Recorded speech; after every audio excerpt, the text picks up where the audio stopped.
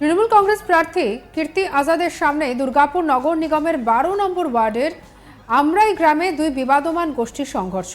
আর তা থামাতে না পেরে ক্লান্ত প্রার্থী কীর্তি আজাদ ঢুকে পড়লেন শঙ্করানন্দ আনন্দ আশ্রমের মন্দিরে। সেখানে প্রার্থী অসুস্থ হয়ে পড়লেন। প্রায় 30 মিনিট পরে আবার প্রার্থী বেরোলেন প্রচারে, কিন্তু 12 নম্বর ওয়ার্ডের গোষ্ঠীদ্বন্দ্ব সচক্ষে দেখে নিলেন প্রার্থী কীর্তি আজাদ। রবিবাসরীয় সকালে 31শে মার্চ বর্ধমান দুর্গাপুর লোকসভা কেন্দ্রের তৃণমূল কংগ্রেসের প্রার্থী কীর্তি আজাদ 12 নম্বর ওয়ার্ডে প্রচারে আসেন।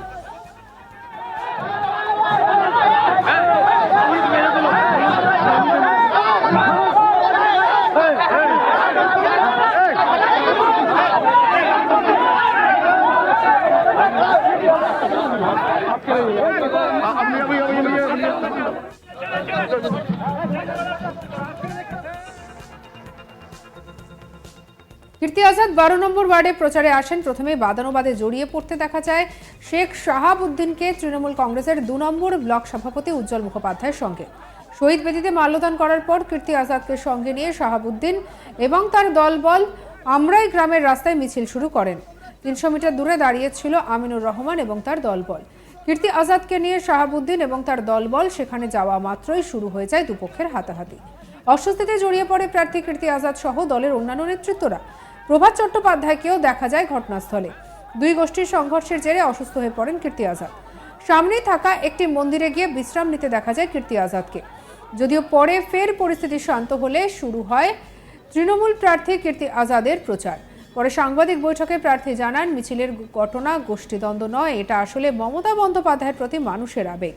সকলেই চাইছিলেন প্রার্থীকে আগে স্বাগত জানাতে, তাই এই ঘটনা। কি বলছেন কীর্তি আজাদ, শুনব। कोई झमेला नहीं था, आपस में कर्मी में अति उत्साह है। सब कोई अपनी तरफ से स्वागत करना चाहते हैं।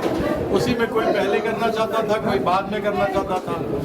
लड़ाई झगड़ा झंझट नहीं है, अति उत्साह, प्रेम, दीदी के लिए मन में सम्मान, उसको लेके कर्मी चाह रहा था कि हम पहले करें, बस झगड़ा नहीं था।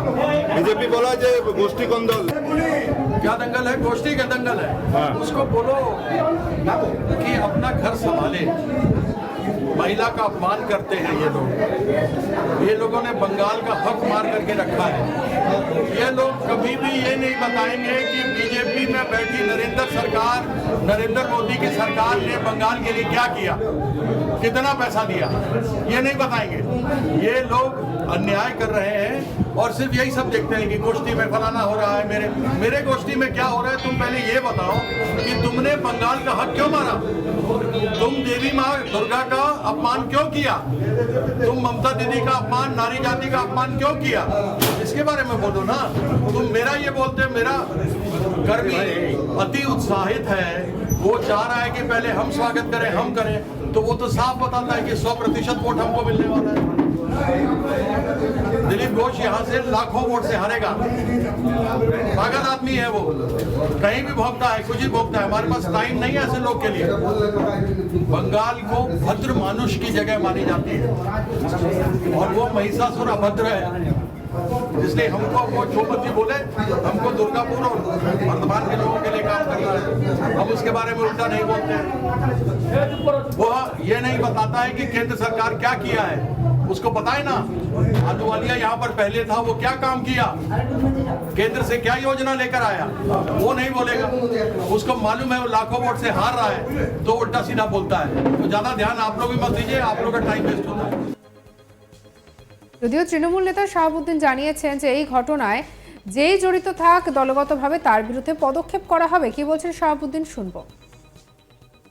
প্রার্থীর সামনে ঝামেলার কিছু নয়। আমরা রাস্তায় প্রচারে যাওয়ার সময় মানে কারা কে আমরা চিহ্নিত করব, মানে কোনো দুষ্কৃতী হয় ঢুকে পড়েছিল কি না বলতে পারছি না, তবে আমরা দলগতভাবে আইডেন্টিফাই করার ব্যবস্থা করছি। আমরা খুব তাড়াতাড়ি যারা এই দুষ্কৃতিমূলক কাজকর্ম করেছে, হ্যাঁ, আমরা তাদের বিরুদ্ধে দলগতভাবে ব্যবস্থা নেব। আপনাদের একজন কর্মী গায়ে হাত দিয়েছে শুনলাম, আমাদের কর্মী বলতে আমাদের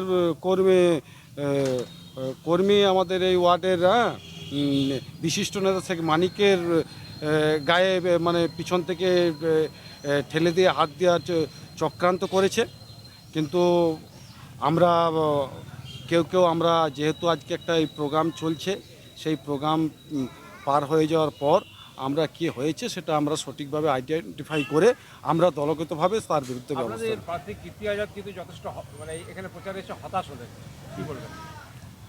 না, হতাশ হলে মানে লোকের এখানে 12 নম্বর ওয়ার্ড মানেই তৃণমূল, এটা কিন্তু সারা দুর্গাপুরের মানুষ জানে। 12 নম্বর ওয়ার্ড তৃণমূলের বরাবরের যতবার নির্বাচন হয়েছে, দু একবার ছাড়া প্রত্যেকটা নির্বাচনে বিপুল ভোটে জয়ী হয়েছে। তাই এই মানুষের যে আবেগ আর উৎসাহ, দুই দিকে যে মানুষ বিপুল পরিমাণে, সেই পরিমাণে একটু বেশি লোকের সমাগমে এটা হতাশ নয়, এটা আবেগ। কিন্তু প্রার্থী ঝামেলার পরে গিয়ে মন্দিরের চত্বরে বসে গেলেন মাথায় হাত দিয়ে, সেটা তো মানে উনি ওনার সামনে ওনার গায়ে ধাক্কা লাগলো। সেটা তো আমরা প্রার্থীকেও বলবো এবং আমরাও দলগতভাবে, এবং আমরাও দরকার হলে এটা আমরা জেলা নেতৃত্বকে জানাবো। জেলা নেতৃত্ব নিয়ে যেই দোষী হোক, যেই দুষ্কৃতিমূলক কাজ করেছে, আমরা জেলা নেতৃত্বকে বলবো তাকে ইমিডিয়েট যাতে তার বিরুদ্ধে ব্যবস্থা নেওয়া হয়। আপনার নাম?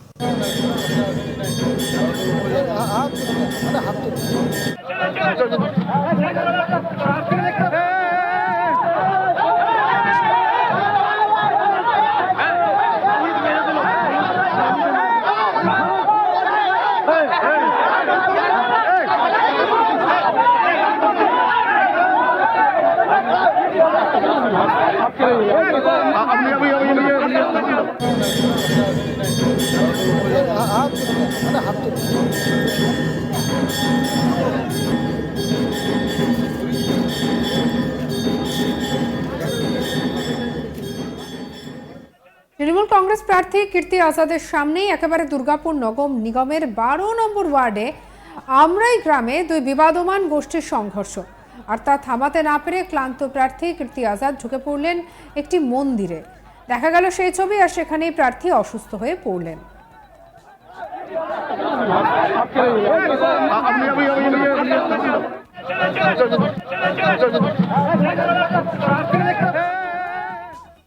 সঙ্গে রাখুন আজ তাক বাংলাকে, সাবস্ক্রাইব করে নিন।